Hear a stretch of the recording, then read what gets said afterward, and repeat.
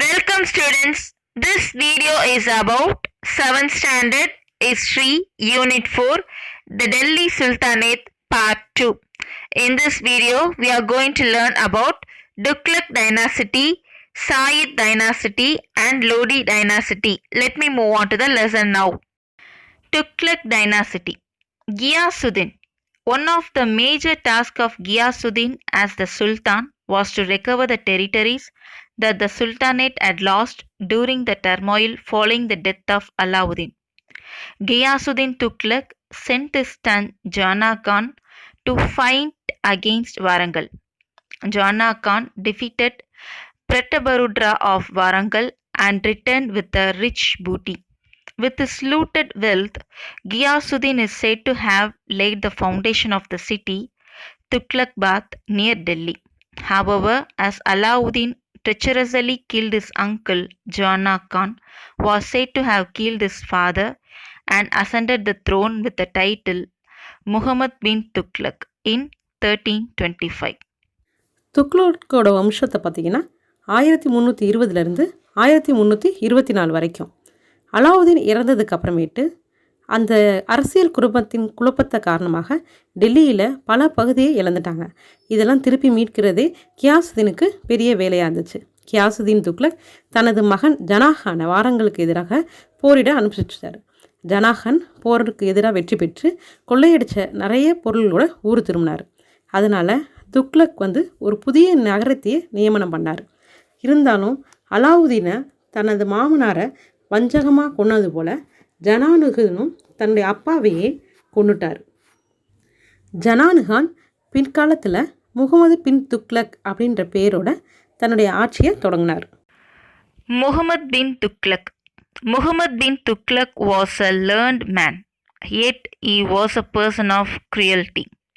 Alauddin had conquered, looted, and left the old ruling families as his dependents. In contrast, Muhammad Tughlaq dreamed of making the whole of the subcontinent his domain. With a view to facilitating extended sovereignty, he shifted his capital from Delhi to the center of the kingdom, namely Devagiri. He also changed its name to Daulatabad. When Muhammad himself decided that the move was a mistake, he ordered a return to Delhi as the capital again. When Ibn Battuta, the Morocco traveler who was with the Sultan, returned to Delhi, he found Delhi empty, abandoned, and had but a small population. Mohammed பின் துக்ளக் வருஷத்தை பார்த்தீங்கன்னா 1325லேருந்து 1351 வரைக்கும். முகமது பின் துக்ளக் நல்லா படிச்சிருந்தார். இருந்தாலும் அவருடைய எண்ணம் தீய வழியில் இருந்தது.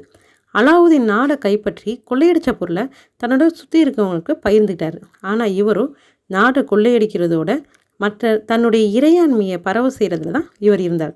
தன்னுடைய தலைநகரை டெல்லியிலிருந்து தேவகிரிக்கு மாற்றினார். தேவகிரியோட பேரை தௌலத்துன்னு மாற்றினார். ஆனால் தன்னுடைய திட்டம் தப்புன்றதை பின்னாடி இவர் உணர்ந்தார். அதனால் மறுபடியும் டெல்லிக்கே திரும்பி வந்துட்டார்.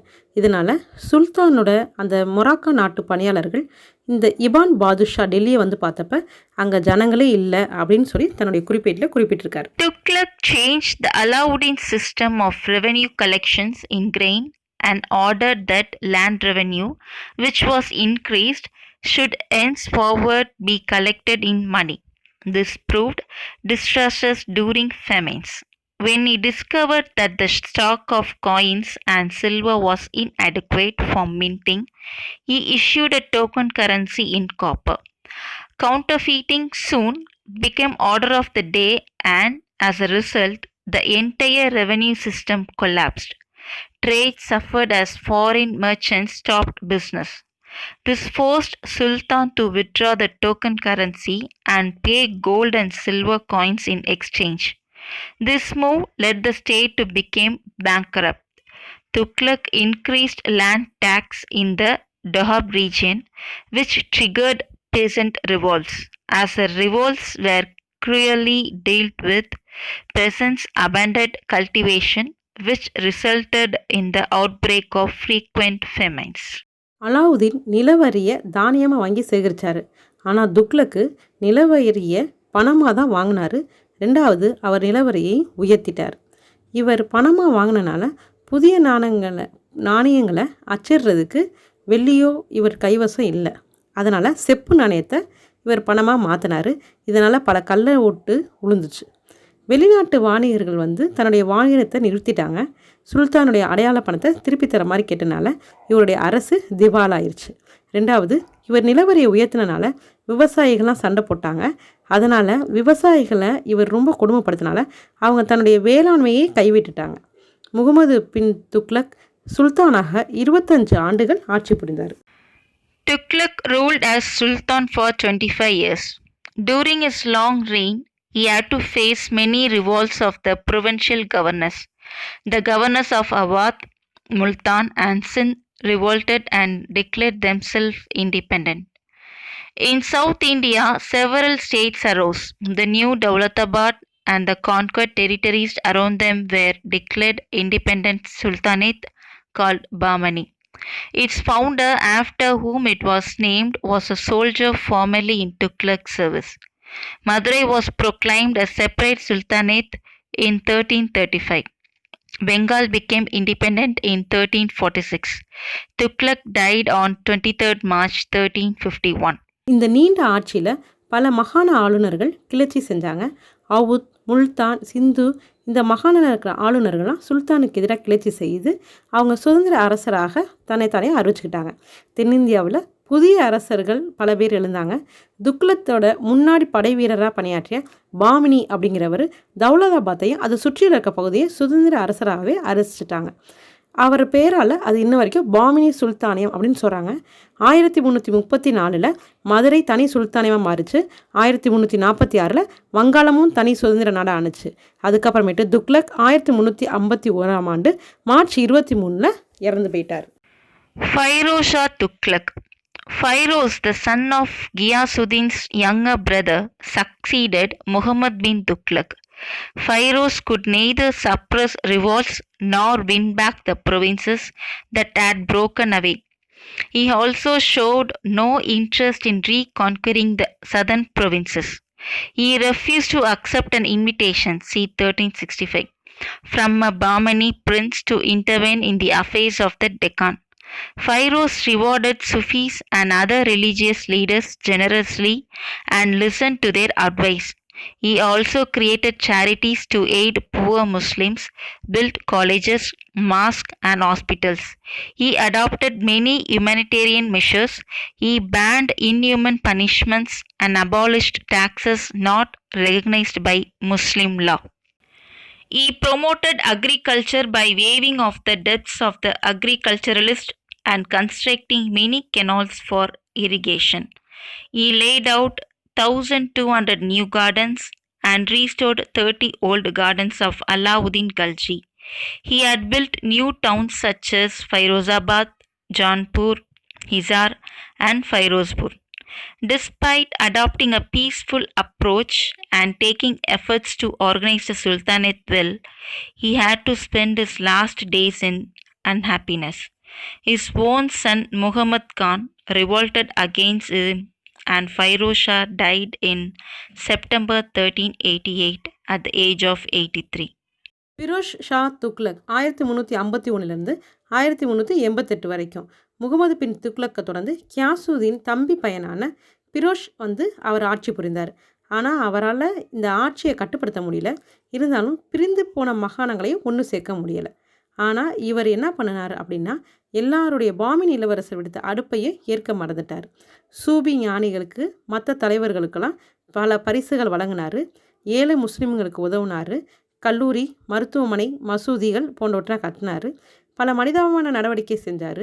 ஆனால் ஒரு சில இஸ்லாமிய சட்டங்களை இவர் ரத்து செஞ்சிட்டார். விவசாய கடன்களை ரத்து செஞ்சார். பல நீர்ப்பாசன கால்வாயில் வெட்டினார். அலாவுதீன் காலத்தில் இருந்த 1200 புதிய தோட்டத்தை, கில்ஜியின் காலத்தை சேர்ந்த 30 பழைய தோட்டத்தையும் இவர் மாற்றி அமைச்சார். ஃபிரோஷாபாத், ஜான்பூர், ஹிசார், ஃபிரோஸ்பூர் ஆகிய புது நகரங்களையும் இவர் நியமித்தார். சுல்தானியத்தை கட்டி காக்க அமைதியான முறையில் பல முயற்சியை இவர் செஞ்சார். இருந்தபோதும் இவருடைய கடைசி நாள் இவருக்கு நிறைவாகவே இல்லை. இவருடைய பையனே இவருக்கு எதிராக கிளர்ச்சி செய்தார். 1388 தனது 83வது வயதில் ஃபிரோஸ் ஷா துக்ளக் இறந்துட்டார். Taimur's invasion. The sacking and massacre by Tamerlane or Taimur of Delhi came a decade after Firuz Shah Tughlaq died.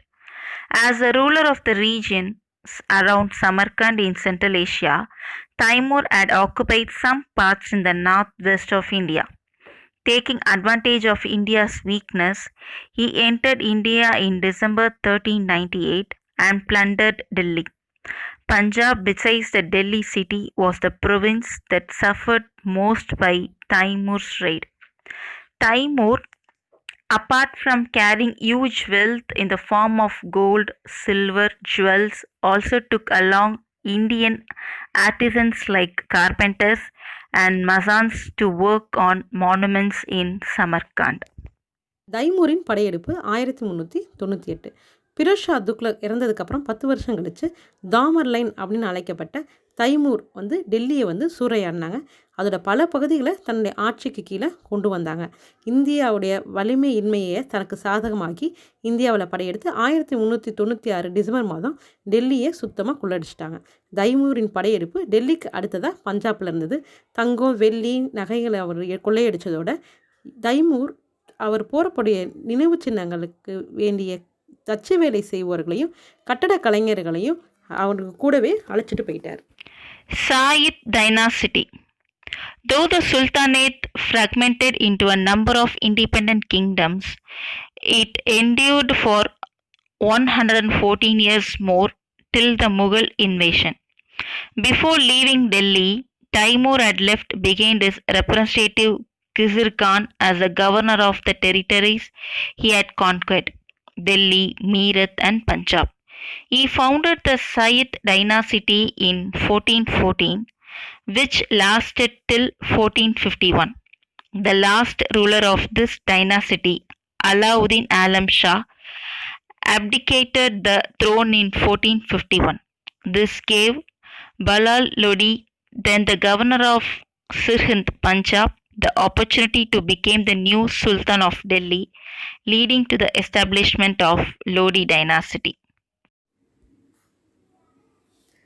Syed அரச வம்சம் 1414 1451 வரைக்கும்.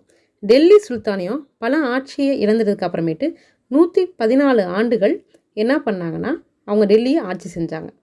அதுக்கப்புறமேட்டு அவங்க போகும்பொழுது டெல்லி, மீரட், பஞ்சாப் இதெல்லாம் கிசிர் கான் அப்படிங்கிறவரை ஆளுநராக நியமித்து அவர்கிட்ட ஒப்படைச்சாங்க. 1414 சையது அரச வம்சத்தை இவர் தோற்றுவிச்சார்.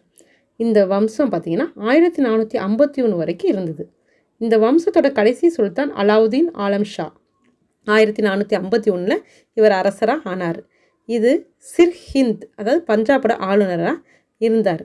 பஹ்லுல் லோடிக்கு டெல்லியின் சுல்தானாக வாய்ப்பை கொடுத்தார். அவரே லோடி வம்ச ஆட்சியை தோற்றுவித்தார். Lodi dynasty. In 1489, Bahla Lodi was succeeded by his son Sikandar Lodi. Sikandar was a patron of arts and learning. He founded the city of Agra and made it his capital. He died in 1517 and was succeeded by his son Ibrahim Lodi, who was defeated by Babur in 1526 in the Panipat battle.